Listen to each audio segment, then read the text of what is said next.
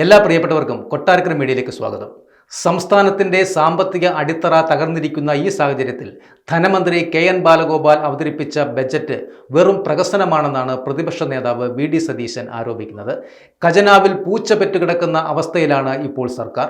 ശൂന്യമായ ഖജനാവുമായി നടത്തുന്ന ഗീർവാണ പ്രസംഗങ്ങൾ ജനങ്ങൾ ഒരിക്കലും വിശ്വസിക്കരുത് എന്നുമാണ് അദ്ദേഹം വാർത്താ സമ്മേളനത്തിൽ പറയുന്നത്.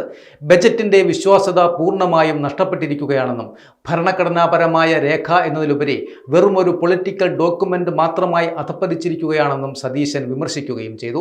സംസ്ഥാനത്തിന്റെ പദ്ധതി വിനിയോഗം ചരിത്രത്തിലെ ഏറ്റവും മോശം അവസ്ഥയിലാണെന്നും കഴിഞ്ഞ വർഷത്തെ ചെലവുകൾ പരിശോധിച്ചു നോക്കിയാൽ അതിൻ്റെ പരിതാപകരമായ ചിത്രം വ്യക്തമായി കാണാമെന്നും അദ്ദേഹം പറയുന്നുണ്ട്. ട്രഷറിയിൽ നിന്നും 10 ലക്ഷം രൂപയിൽ കൂടുതൽ മാറുവാൻ കഴിയാത്ത വിധം കടുത്ത നിയന്ത്രണങ്ങളാണ് നിലവിലിപ്പോൾ ഉള്ളത്.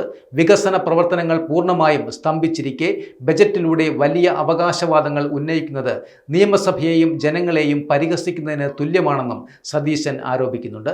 നികുതി പിരിവ് കാര്യക്ഷമമാക്കുന്നതിലും സാമ്പത്തിക പ്രതിസന്ധി പരിഹരിക്കുന്നതിലും സർക്കാർ പരാജയപ്പെട്ടിരിക്കുകയാണെന്നും പൊള്ളയായ വാഗ്ദാനങ്ങൾ നൽകി ജനങ്ങളെ കബളിപ്പിക്കാനാണ് ഈ ബജറ്റിലൂടെ ശ്രമിക്കുന്നതെന്നും അദ്ദേഹം കൂട്ടിച്ചേർക്കുകയും ചെയ്തു.